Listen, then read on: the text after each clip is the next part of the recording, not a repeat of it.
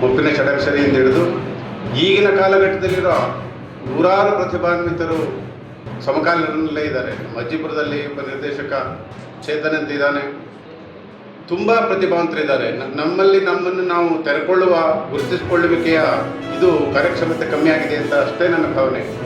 ಮತ್ತು ನಾನು ತುಂಬ ಸೂಕ್ಷ್ಮವಾಗಿ ನಿಮ್ಮೆಲ್ಲರನ್ನ ಕೇಳ್ಕೊಳ್ಳೋದು, ಇದು ವಿದ್ಯಾರ್ಥಿನಿಯರಿರೋದ್ರಿಂದ ದತ್ತೇಶ್ ಸರ್ ಹೇಳಿದಾಗೆ just dream it, please dream it, ಕನಸು ಕಾಣಿ. ಆ ಕನಸಿನ ಮಾರ್ಗದಲ್ಲಿ ಒಂದು ಬೇಕಾಗಿರೋದು ಒಂದು ಸಹೃದಯತೆ, ಪ್ರೀತಿಯ ಮಾರ್ಗ.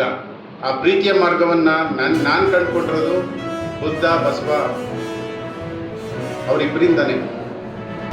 ಪ್ರೀತಿ ಇಲ್ಲದ ಮೇಲೆ ಹೂವು ಅರಳೀತು ಹೇಗೆ, ಮೋಡ ಕಟ್ಟೀತು ಹೇಗೆ ಅಂತ ನಮ್ಮ ಪ್ರೀತಿಯ ಕವಿ ಶಿವರುದ್ರಪ್ಪನವರು ನುಡಿದ ಹಾದಿಯಲ್ಲೇ ನಡೀತಾ ಇದೆ. ನನಗಿಂತ ಕಿರಿಯರಿಲ್ಲ ಅನ್ನುವ ಮಾತಿನಲ್ಲಿ ನಂಬಿಕೆ ಇರೋನು ನಾನು ತುಂಬ ಈಗ ಹಳ್ಳಿಯಲ್ಲಿದ್ದೀನಿ, ಸಾವಯವ ಕೃಷಿ ಮಾಡ್ತಾ ಇದ್ದೀನಿ, ತಣ್ಣಗೆ ಬದುಕ್ತಾ ಇದ್ದೀನಿ. ನೀವು ತುಂಬ ಸಹೃದಯತೆ ಮತ್ತು ಪ್ರೀತಿ ನಿಮ್ಮನ್ನು ಮನುಷ್ಯರನ್ನಾಗಿ ಮಾಡುತ್ತೆ.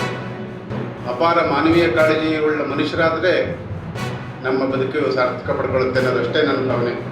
ಮತ್ತು ನಾವು ಈ ಕಲೆಯ ಬಗ್ಗೆ, ಕಲಾ ಪೋಷಣೆ ಬಗ್ಗೆ ಮಾತಾಡೋದಾದರೆ, ನಾವು ಮತ್ತು ಮಿತ್ರ ದತ್ತೇಶ್ ಅವರು 20 ವರ್ಷಗಳಿಂದನೂ ಮಂಟಸ್ವಾಮಿ ಪ್ರತಿಷ್ಠಾನ ಅಂತ ಎಲ್ಲ ಮಾಡಿಕೊಂಡು ತುಂಬ ಕೆಲಸ ಮಾಡಿದ್ದೀವಿ.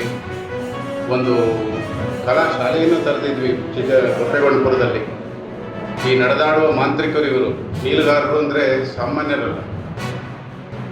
ಬಾಯಿಂದ ಬಾಯಿಗೆ ಯಾವ ಪೆನ್ನು ಪೇಪರು ಇಲ್ಲದೆ ಬರೀ ಬಾಯಿಂದ ಬಾಯಿಗೆ 3 ರಾತ್ರಿ ಅಹೋರಾತ್ರಿ ಹಾಡುವ ಹಾಡುಗಳನ್ನು ಒಬ್ಬ ಮನುಷ್ಯ ನೆನಪಿನ ಶಕ್ತಿಯಿಂದನೇ ಹಾಡುವ ಸಮೃದ್ಧ ಗಾಯಕರು. ಆ ಗಾಯನವನ್ನು ಪರಂಪರೆಯನ್ನು ಬೆಳೆಸಿದವರು ಈ ಮಣ್ಣಲ್ಲಿ ಹುಟ್ಟಿದ್ರೆ ಅಂದರೆ ನಮ್ಮ ಜಿಲ್ಲೆಯ ಮಣ್ಣು ಹೆಂಗಿಂದ ಉಳಿದಕ್ಕೆ ಸಾಧ್ಯ? ಖಂಡಿತ ಅಲ್ಲ. ನೀವೆಲ್ಲರೂ ಗುರುತಿಸಬೇಕಾಗಿದೆ, ವಿದ್ಯಾರ್ಥಿನಿಯರು ಓದಬೇಕಾಗಿದೆ, ತಿಳ್ಕೊಬೇಕಾಗಿದೆ. ಕುತೂಹಲದಿಂದ ಇದ್ದರೆ ನೀವು ಆ ಕಡೆ ಹೋಗ್ತೀರಾ. ನಿಮಗೆ ಕನಸು ಕಾಣುವ ಹೊಸ ಆಲೋಚನೆ ಬರಲಿ. ನಾನು ಈ ಮೊಬೈಲ್ ಬಗ್ಗೆ ಮಾತಾಡಲ್ಲ. ಪುಸ್ತಕಗಳು ಓದಿ, ದಯಮಾಡಿ ಪುಸ್ತಕಗಳು ಓದಿ ಪ್ಲೀಸ್. ಆಗಷ್ಟೇ ನೀವು ಏನಾದ್ರು ಪಡ್ಕೊಳ್ಳೋಕ್ಕೆ ಸಾಧ್ಯ. ಹಾಗಾಗಿ ಈ ಅಮೂಲ್ಯವಾದ ಸಮಯವನ್ನು ಕೊಟ್ಟ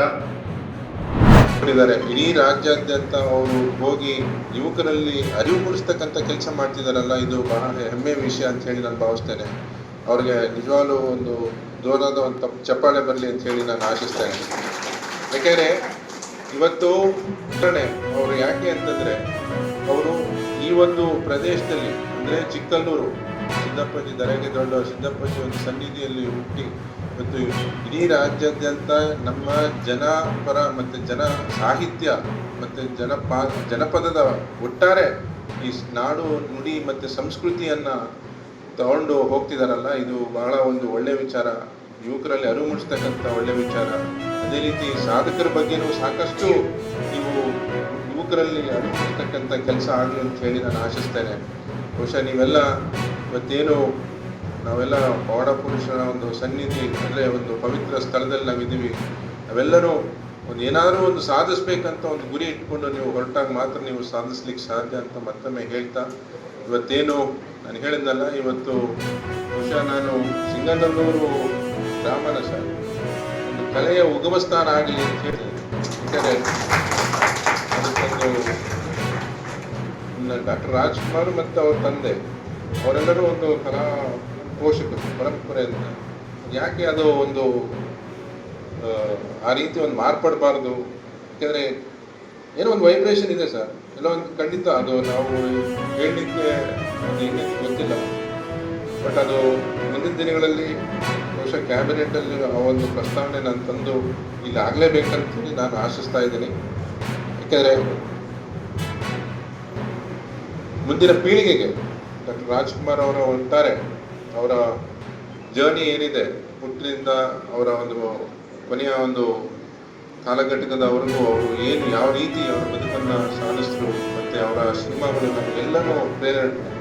ಸೊ ಅದೇ ರೀತಿ ಪುನೀತ್ ಅವರ ಅವರ ವಿಷಯನೂ ಅವರೂ ಸಹ ಬಹಳ ನಮಗೆ ಯುವಕರಿಗಂತೂ ಬಹಳ ಪ್ರೇರಿತರಾಗಿದ್ದಾರೆ. ಹಾಗಾಗಿ ಅವರ ಇಲ್ಲಿ ಮ್ಯೂಸಿಯಂ ಆಗೋದು ನನಗೆಲ್ಲೋ ಒಂದು ಕಡೆ ನನಗೂ ಒಂದು ಹೆಮ್ಮೆ ವಿಷಯ ಅಂತ ಹೇಳ್ತೇನೆ. ನನಗೂ ಆ ಭಾಗಿಯಾಗಿ ಆ ಒಂದು ಕೆಲಸ ಮಾಡಲಿಕ್ಕೆ ಅಂತ ಒಂದು ವಿಚಾರಗಳನ್ನು ಇವತ್ತು ನಿಮ್ಮ ಜೊತೆ ಹಂಚ್ಕೊಳ್ಳಿಕ್ಕೆ ನನಗೆ ಭಾಳ ಸಂತೋಷ ಹೆಮ್ಮೆ ಅನಿಸ್ತಿದೆ.